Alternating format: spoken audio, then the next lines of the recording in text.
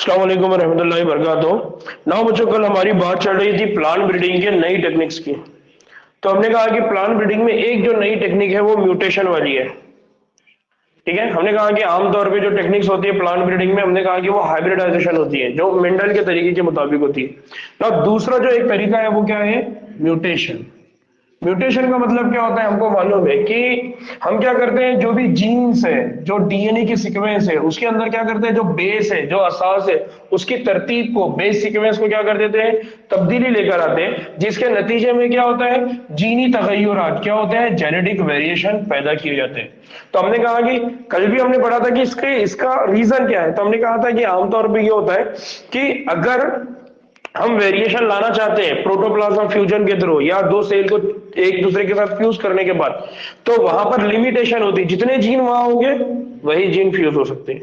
लेकिन म्यूटेशन के जरिए हम नए जीन बना सकते हैं, नई सीक्वेंस बना सकते हैं, नई इंफॉर्मेशन ऐड कर सकते हैं। तो इसीलिए हमने कहा कि जिसके नतीजे में उमूमन क्या होगा, एक नई खुसूसियत या तो अच्छी रहेंगी या तो वो खराब रहेगी, या तो वो खूबी रहेंगी या तो वो उसकी क्या रहेंगी, बुराई होती है, जो पेरेंटल टाइप में नहीं पाई जाती। तो हमको क्या करना है, हमको ऐसी खुसूसियात डेवलप करना है जो ऑलरेडी पेरेंट्स में एग्जिस्ट नहीं करती, जो वालिदैन में ऑलरेडी मौजूद नहीं है। क्योंकि अगर हम ट्रेडिशनल वे के थ्रू जाते हैं तो ट्रेडिशनल वे में प्रॉब्लम क्या है कि सेलेक्टेड जीन रहेंगे जो वालिदैन से चले आ रहे हैं, पेरेंट्स से चले आ रहे हैं, तो उसमें कोई नई तब्दीली होने वाली नहीं है। लेकिन म्यूटेशन के जब हम करेंगे तो नई सीक्वेंस बनेगी, नई सीक्वेंस बनेगी तो नई इंफॉर्मेशन डेवलप होगी। ठीक है, नाउ मसनूई तौर पर क्या होता है, केमिकल्स या हम क्या करते हैं, रेडिएशंस। कौन सी रेडिएशन है? जैसे गामा रेडिएशन की हमने बात की, इसके जरिए हम क्या करते हैं, म्यूटेशंस को तरगीब देते हैं या म्यूटेशन करवाते हैं। तो आमतौर पे इससे पहले भी हमने पढ़ा था म्यूटाजन। म्यूटाजन मतलब ऐसे एजेंट्स जिसकी वजह से क्या होता है, म्यूटेशन। जैसे हमने कैंसर में कहा था कार्सिनोजन। कार्सिनोजन मतलब ऐसे एजेंट जिसकी वजह से क्या होता है, कैंसर।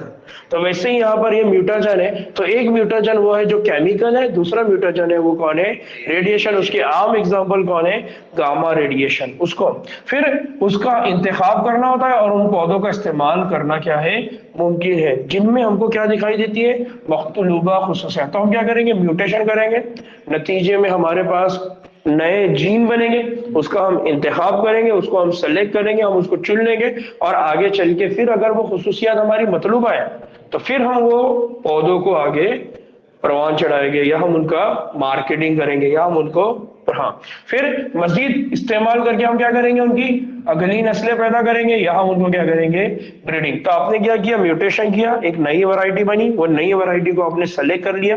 नई वैरायटी जो सेलेक्ट हुई फिर आप उसकी मार्केटिंग करेंगे, मार्केट में लॉन्च करेंगे। अब अगर आपको लगता है कि लोग इसको खरीद रहे हैं तो फिर आप उसकी नई जनरेशंस, नई नस्लें बनाएंगे। नाउ इस अमल को कहा जाता है म्यूटेशन ब्रीडिंग। नाउ अगर आप बात करते हैं तो फॉर एग्जांपल मूंग की अगर हम बात करते हैं तो उसमें क्या होता है, येलो मोज़ेक वायरस होता है। कौन सा होता है, येलो मोज़ेक वायरस। और इसी तरह से होता है पाउडरी मिल्ड्यू। ये तीन मुदाफियती म्यूटेशन के जरिए क्या किए गए, पैदा किए गए। तो मूंग में कौन है, मूंग के अंदर येलो मोज़ेक वायरस के अगेंस्ट में है और इसी तरह से पाउडरी मिल्ड्यू। इनके तीन मुदाफियत के म्यूटेशन के जरिए इनको पैदा किया गया, यानी ये नई वैरायटी बनाई गई। इसी तरह से एक और वैरायटी है जिसमें हम कहते हैं कि जैसे मुख्तलिफ कास्ट की जाने वाली अनवा में, स्पेशीज के अंदर पौधों के कई जंगली खराबतदार होता है, यानी उनसे रिलेटेड, यानी वाइल्ड रिलेटेड, यानी जो जंगलों में मौजूद अनवा है, स्पेशीज है, अकसाम है, उनमें बास के अंदर क्या होती है, मुदाफियाती खुसूसियात होती है। यानी उनके अंदर क्या होता है, इम्यून सिस्टम, उनका इम्यून रिस्पॉन्स बहुत स्ट्रांग होता है। लेकिन उनका प्रॉब्लम क्या है, उनकी पैदावार क्या होती है, बहुत कम। तो इसका मतलब ये है कि अगर हमने वो खुसूसियात को हमारे पास उन पौधों में डाल दिए जिनकी पैदावार ज्यादा होती है, तो खास बात क्या होगी कि हमारे पौधे की पैदावार भी ज्यादा होगी, प्लस वो बीमारियों से अपनी क्या करेगा, हिफाजत भी करेगा। तो बस जरूरत इस बात की है कि हम क्या करें, मुदाफियती जीन्स को ज्यादा पैदावार देने वाली कास्ट के साथ क्या कर दें, जोड़ दें। तो इस तरह से उस वैरायटी में हम क्या करेंगे, उसको दाखिल कर देंगे। और इसका जो तजुर्बा किया गया वो हमारे परभनी में किया हुआ है। तो भिंडी जो होती है जिसका नाम है एबेलमोस्कस एस्कुलेंटस, कौन है? एबेल मोस्कस एस्क्यूलेंटस। ये जो भिंडी की वैरायटी है, ये भिंडी की वैरायटी में मौजूद येलो मोज़ैक वायरस, इसके 3 मुदाफियत को एक जंगली नू के अंदर क्या किया गया? मुंतकिल किया गया। तो जो भिंडी है हमारे पास, उसके अंदर 3 मुदाफियती जीन, यानी ऐसे जीन जो बीमारी के अगेंस्ट में क्या शो करते थे? रेजिस्टेंस, बचाव। तो जिसके नतीजे में एक नई वैरायटी बनी जिसका अगेन नाम क्या है? एबेल मोस्कस एस्क्यूलेंटस। क्या नाम है? एबेल मोस्कस एस्क्यूलेंटस है, जिसको कहा जाता है परभनी क्रांति। और जब ये परभनी की क्रांति आई तो जर्मनी तक पहुंची, है ना? हाँ, मतलब अपना परभनी का जो एग्रीकल्चर कॉलेज है वहां पर ये वैरायटी बनाई गई थी। और स्पेशल खास बात ये है कि उसको बनाने वाला जो साइंटिस्ट था, उन्होंने किसका इस्तेमाल किया था? Mutation breeding. ठीक। हाँ, अब ये इसका जो ईयर आता है तकरीबन 2006 जी, मतलब अभी अभी का है। ठीक है। हाँ, अभी कॉलेज है ना, अल्लाह के बंदे। एग्रीकल्चर यूनिवर्सिटी है पूरी परभनी, कितनी बड़ी। फिर वैसे ही अपनी बदनापुर वाला एग्रीकल्चर का कॉलेज है। और आपका ये यहाँ पर और कौन सा है? अंबा चौगई नहीं, ये इधर क्या है? वालू नहीं, वालू जो नहीं, क्या बोलते हैं ना, है ये औरंगाबाद का तालुका एक है ना इधर, रेलवे रूट पर जो है, नागरसोल के आगे, वहां एक एग्रीकल्चर का कॉलेज है। तो इस तरह से हमारे पास 3 बड़े बड़े एग्रीकल्चर के कॉलेजेस है। लो, ऊपर बयान की गई तमाम मिसालों में मुदाफियती जीनों के वसाइल यानी उनका इस्तेमाल इसी फसल में मौजूद है, और जिनकी बीमारी के 3 मुदाफियत के लिए क्या किया गया? ब्रीड किया गया। यानी 3 अलग अलग बीमारियों के लिए इनके अंदर क्या की गई? मुदाफियत। और उसके बाद जो नई नस्ल बनी उसकी फिर क्या की गई?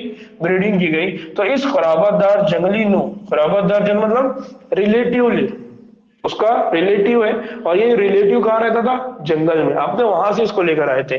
मुदाफियती जीनों की मुंतकिली चुनिंदा पौधे और मखसूस जीन बरदार पौधे के दरमियान जिनसी हाइब्रिडाइजेशन यानी सेक्सुअल हाइब्रिडाइजेशन के प्रोसेस के जरिए हासिल की गई, और उसके बाद उसका क्या किया गया? इंतखाब किया जाता है। तो बेसिक कंसेप्ट क्या याद रखना है? बेसिक कंसेप्ट याद रखना है कि म्यूटेशन ब्रीडिंग के जरिए हमने क्या करे? डीएनए में चेंज करे। फिर उसके बाद हमने क्या करे? कुछ मुदाफियती जीन लिए कोई ऐसे पौधे में जो जंगल में रहता था, और उसकी जो वैरायटी है उसकी खास बात ये थी कि उसके अंदर पैदावार कम होती थी। हमने उसको किसके साथ इंटरेक्ट करवा दिया? जिसकी पैदावार ज्यादा थी और जो कम बीमारियों और जो बीमारियों के अगेंस्ट में बहुत कम क्या शो करता था? मुदाफियत। इस तरह से हमने क्या किए?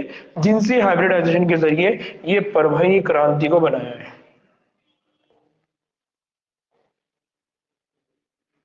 एग्जाम में इसका नाम पूछा जाता है, इसका नाम याद रखना है। ठीक है, एबेल मोस्कस एस्क्यूलेंटस। ठीक है। नाउ अब ये जो हमने बात की, ये बात हमारी किसकी चल रही थी? ये बात हमारी चल रही थी वो वैरायटीज जो क्या शो करती है? डिजीज रेजिस्टेंस शो करती है, बीमारियों के अगेंस्ट में बचाव करती है, और स्पेशली किसके अगेंस्ट में? वायरसेस। किसकी बात हो रही थी? वायरसेस। नाउ अब हम बात कर रहे हैं कि वो वैरायटीज और वो नए पौधे जो किसके अगेंस्ट में मुदाफियत शो करते हैं? कीड़ों के। ठीक है। तो हम ये कहते हैं कि जो पेस्ट है या कीड़ों के तई मुदाफियत पैदा करने के लिए प्लांट ब्रीडिंग, है ना, plant breeding for the developing resistance to the insects और तो जो इंसेक्ट पेस्ट होते हैं, है ना, जो हमारे घर में जो कीड़े आते हैं, उन कीड़ों के अगेंस्ट में बात हो रही है। नाउ फसलों के पौधों और उनकी पैदावार की बड़े पैमाने पर जो भी बर्बादी होती है, उसके लिए दूसरा सबसे अहम रीजन कौन है? कीड़े हैं। और कौन है? पेस्ट है। और ये कीड़े और पेस्ट का क्या है? इन्फेस्टेशन। यानी क्या होगा? आपने अक्सर देखा होगा कि भिंडी है, उसके ऊपर होल दिख रहा है, सुराख दिख रहा है। जाम है, आम है, कोई है, उसके ऊपर क्या दिखता है? सुराख। तो वो सुराख किसकी वजह से होता है? इन कीड़ों की वजह से होता है। तो वो क्या करते हैं? उसमें होल करते हैं, सुराख करते हैं, और इस तरह से उस फल को क्या कर देते हैं? खराब कर देते हैं। मतलब वो खाते हैं लेकिन हमारे लिए तो क्या करते हैं? खराब कर देते हैं ना। हो जो होस्ट फसल है, यानी होस्ट फसल का मतलब क्या है? जो जानदार, सॉरी, जिस प्लांट के अंदर जाके वो कीड़ा रह रहा है, इसको हम क्या बोलते हैं? होस्ट। तो वो होस्ट फसल के पौधों में क्या होता है? कीड़ों के तई क्या पैदा करना है? मुदाफियत। तो मुदाफियत जो होती है, ये जो पौधे हैं आमतौर पे नेचुरली इन्होंने मुदाफियत नेचुरली इन्होंने अपना प्रोटेक्शन, नेचुरली अपने आप को इन्होंने बचाया कैसा है, तो उन्होंने अपने आप को क्या करके रखा है, मॉर्फोलॉजिकल, यानी अपनी बनावट ही ऐसी बनाई है कि कीड़ा उनके अंदर नहीं आ सकता। इसी तरह से क्या है, बायोकेमिकल या फिजियोलॉजिकल खसूसियात है जिसकी वजह से आम तौर पे होस्ट प्लांट अपनी क्या करता है, हिफाजत करता है। लेकिन ये तीन मैकेनिज्म होने के बावजूद भी कीड़े और पेस्ट प्लांट को क्या कर देते हैं, पेस्ट प्लांट को क्या कर देते हैं, खराब कर देते हैं, सड़ा देते हैं। तो कई पौधों में जो बालदार पत्ते होते हैं उसका ताल्लुक इंसेक्ट पेस्ट के तई क्या होता है, मुदाफियत से होता है। जैसे कि कपास, तो कपास में क्या होता है, जो जैसीड नाम का जो कीड़ा है तो कपासों को खराब करता है, तो उससे मुदाफियत के लिए कपास के ऊपर आपको क्या दिखेंगे, हेयर, बाल। तो वो बालों के अंदर क्या हो जाता है, वो कीड़ा उलझ जाता है और वो उस तरह से वो प्लांट से क्या होता है, दूर भागता है। इसी तरह से गेहूं के अंदर रखते हैं, या सीरियल लीफ बेटल, कौन है, सीरियल लीफ बेटल, एक तरह का ये भी कीड़ा है, इसके अगेंस्ट में मुदाफियत होती है। तो गेहूं में क्या होते हैं, ठोस तने होते हैं, और उसकी वजह से क्या होता है, स्टेम्स सॉ फ्लाई इसकी तरफ रगबत नहीं देता। यानी उसको मालूम है कि यार मैं इस पौधे के ऊपर जाऊंगा भी तो प्रॉब्लम ये है कि इसके ऊपर एक प्रोटेक्टिव कवरिंग है, एक ऐसा कवर है जो उसको तोड़ मैं नहीं सकता। अब जब मैं तोड़ूंगा नहीं तो मैं अपनी एनर्जी वहां वेस्ट नहीं करूंगा। तो इस तरह से उनके अंदर क्या है, मॉर्फोलॉजिकल लेवल पे, बनावट की बुनियाद पे, बायोकेमिकल लेवल, जो केमिकल उनके जिस्म में बन रहे, और फिजियोलॉजिकल मैकेनिज्म ऑलरेडी कीड़ों से बचने के लिए पौधों में मौजूद होता है। लेकिन उसके बावजूद भी कीड़े उनको क्या कर देते हैं, खराब कर देते हैं, बीमार कर देते हैं। फिर कपास की वैरायटीज की, तो उनके पास क्या होते हैं, एक और वैरायटी है कपास की, उसमें क्या होता है कि उनके जो पत्ते होते हैं वो चिकने होते हैं। पत्ते जब चिकने होंगे तो कोई भी कीड़ा अगर उसके ऊपर बैठेगा तो वो स्लिप हो जाएगा। इसकी नुक्कड़ की अदम मौजूदगी, यानी उसके अंदर जो टर्न है वो नहीं होगा, उसकी वजह से क्या होता है, बॉलवॉर्म्स जो होते हैं उसके बास, उसके अंदर वो कशिश नहीं करते। तो क्या होता है, चिकने पत्ते होने की वजह से, लचकदार होने की वजह से, स्लिपरी नेचर होने की वजह से वो टर्न हो जाता है। नतीजे में बॉलवॉर्म क्या हो जाते हैं, गिर जाते हैं, जो अल्ली होती है वो गिर जाती है। तो अब उसको मालूम है कि यार मैं चढ़ूंगी वापस से गिरूंगी, इसलिए चढ़ने का ही नहीं। इस तरह से वो पौधे क्या हो जाते हैं, बच जाते हैं। इसी तरह से मक्का की बात करें तो इसमें क्या होता है, एस्पार्टिक एसिड, ये बहुत इंपॉर्टेंट है, इसको याद रखना है। क्या होता है उसमें, एस्पार्टिक एसिड। यानी अगेन पहले जो मैकेनिज्म पढ़े थे वो किसकी बात कर रहे थे हम, मॉर्फोलॉजिकल, बनावट की। अब किसकी बात कर रहे हैं हम, बायोकेमिकल या फिजियोलॉजिकल की। जो मक्का है उसको मालूम है कि मेरे तरफ कीड़े आने वाले ही है, मेरे को खाने ही वाले, तो वो पहले ही अपने जिस्म के अंदर क्या बना के रख देगा, एस्पार्टिक एसिड, यानी जहर बना के रख देगा। अब जैसे ही कोई कीड़ा उसको खाएगा तो उसकी क्या हो जाएगी, डेथ। इसी तरह से कम नाइट्रोजन शक्कर के जूस, उसके अंदर क्या होते हैं, मेरिस्टेम, है ना, मेज स्टेम बोरन के लिए मुदाफियत पैदा कर देता है। एस्पार्टिक एसिड है, कम नाइट्रोजन है और कम शक्कर है, तो अब शक्कर नहीं रहेंगी तो उसको वो फीका फीका लगेगा, तो इस तरह से वो उसको खाएगा नहीं, यानी टेस्टलेस दिखेगा उसको। इसी तरह से कम नाइट्रोजन है, उसको मालूम है यार यहाँ से अपने को नाइट्रोजन नहीं मिल रही है, डीएनए आरएनए बनाने का प्रॉब्लम हो जाएगा।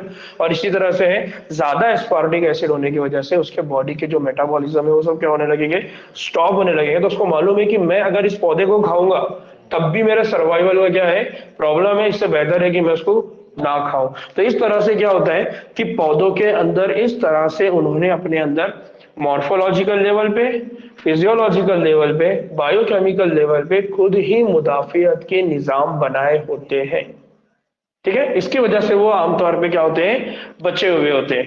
नाउ अब ये क्यों जरूरी हुआ कि हम नई वैरायटी बनाए, तो यह क्या होता है कि जो इंसेक्ट पेस्ट मुदाफियत है, यानी इंसेक्ट पेस्ट रेजिस्टेंस है, इसके लिए क्या होता है, ब्रीडिंग के तरीकों में वही इक़दामात इस्तेमाल होते हैं जो किसी भी दूसरी एग्रोनॉमिक खुसूसियत, एग्रोनॉमिक खुसूसियत मतलब वो खुसूसियत जिसकी बेसिस पर हम उसको मार्केट में क्या करते हैं, सेल कर रहे हैं। तो जैसे पैदावार या म्यार के लिए होते हैं, यानी जो दूसरी एग्रोनॉमिकल प्रॉपर्टी है, उस जो खुसूसियात है उसके लिए जिस तरह से हम डेवलप कर रहे हैं, उसी तरह से हम इंसेक्ट पेस्ट रेजिस्टेंस को भी डेवलप करेंगे। यानी अगेन म्यूटेशन ब्रीडिंग, हाइब्रिडाइजेशन और सेक्सुअल हाइब्रिडाइजेशन, दो अलग अलग सेल को लगे एक दूसरे, तो जिनका जिक्र हम पहले ही कर चुके हैं। मुदाफियती जीन के जो वसाइल है, यानी जो उसका रिसोर्स है, जहां से आप वो जीन लेने वाले हैं वो जेरे काश वैरायटीज की जो फसल है उसके कहां से लेंगे हम, जर्म प्लाज्म कलेक्शंस या जंगली खराबतदारों से। तो वो लास्ट स्टेप, 5 स्टेप जो आपने पढ़े थे कि अगर हमको प्लांट ब्रीडिंग करना है तो हमको 5 स्टेप करना है। पहले क्या है, कलेक्शन ऑफ वेरिएबिलिटी, फिर सिलेक्शन इंतखाब करना है, फिर फ्यूजन करवाना है, हाइब्रिडाइजेशन करवाना है, फिर रिकॉम्बिनेंट सेलेक्ट करना है और उसके बाद फिर उसको फील्ड ट्रायल करना है, टेस्टिंग करना है और इस तरह से उसको मार्केट में लॉन्च करना है। तो वही सारी बात यहाँ पर हो रही है। लास्ट टाइम में मैंने बोला था जर्म प्लाज्म का मतलब क्या है, जर्म प्लाज्म, हाँ, जो अलग अलग वैरायटी है वो वैरायटी को आप सेलेक्ट करेंगे, कलेक्ट करेंगे, इसका मतलब अलग अलग जीन को आपने कलेक्ट किया, उसको क्या बोला जाता है, जर्म प्लाज्म कलेक्शन। ठीक है। नाउ बोने यानी जो डॉग होते हैं उनके लिए मंजूर की गई कुछ फसलों की वैरायटीज जो इंसेक्ट पेस्ट रेजिस्टेंस के लिए क्या करती हैं, हाइब्रिडाइजेशन और इंतखाब के जरिए तैयार की गई है। कौन कौन सी है, तो उसकी कुछ एग्जांपल के नाम यहाँ पर है। जैसे अगर कोई फसल है और उसकी डेवलप की हुई वैरायटी है और वो कौन से वाले इंसेक्ट पेस्ट से क्या करती है, मुदाफियत करती है, तो सबसे पहले कौन है, रेपसीड मस्टर्ड, दैट इज सरसों। उसकी जो वैरायटी बनाई गई है उसका नाम क्या है, पूसा गौरव। क्या नाम है, पूसा गौरव। अब इत्तेफाक से यहाँ पर गौरव का कौरव कर दिया तो 5 पांडवों को याद नहीं रखने का, गौरव है। ठीक है। तो ये किसके अगेंस्ट में करते हैं, एफाइट्स। किसके अगेंस्ट में शो करती है, एफाइट्स। इसी तरह से है जो फ्लैट बीन है यानी जो फलियां है उनकी बात हो रही है, उनके अंदर 2 नाम है, पूसा सेम 2 और पूसा सेम 3। और कौन सी वाली, एक है जेसीड, एक है एफीज और एक है फ्रूट बोरर। फ्रूट बोरर मतलब वो कीड़ा जो फ्रूट के अंदर क्या कर देता है, होल। फिर ओकरा, ओकरा मतलब भिंडी। ओकरा किसको बोला जाता है, भिंडी। भिंडी की कौन सी है, पूसा साउनी और पूसा ए4। और इनके अगेंस्ट में जो इंसेक्ट पेस्ट के अगेंस्ट में इसको बनाया गया वो कौन कौन सा है, एक है शूट एंड फ्रूट बोरर, यानी वो कीड़े जो शूट में यानी तने में और फ्रूट मतलब फल के अंदर क्या कर देते हैं, होल कर देते हैं, बोर कर देते हैं। ठीक है। तो एग्जामिनेशन में ये बहुत इंपॉर्टेंट है, एग्जाम में इनके नाम पूछे जाते हैं, तो इनको अच्छे से याद रखना है। ठीक, क्या है,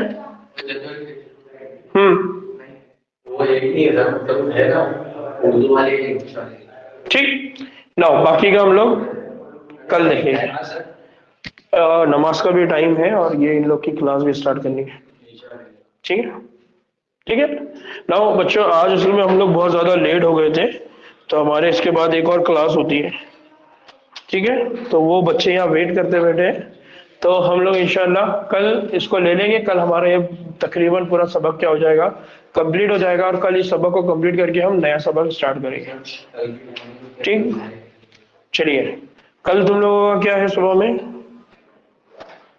प्रोग्राम वगैरह रहता है तो छुट्टी मिल सकती है, तो छुट्टी तुम लोग को कब मिलेगी, 8 बजे तक मिलेगी, 9 बजे तक मिलेगी क्या, ठीक है ना। कल हम फिर 9:30 बजे लेक्चर रखते हैं। ठीक है, दिन के 9:30, मंजूर मियाँ। ठीक है, मैं अपडेट कर दूंगा व्हाट्सएप पे कल का लेक्चर कब रहेगा। चलिए, अस्सलाम वालेकुम रहमतुल्लाहि व बरकातहू।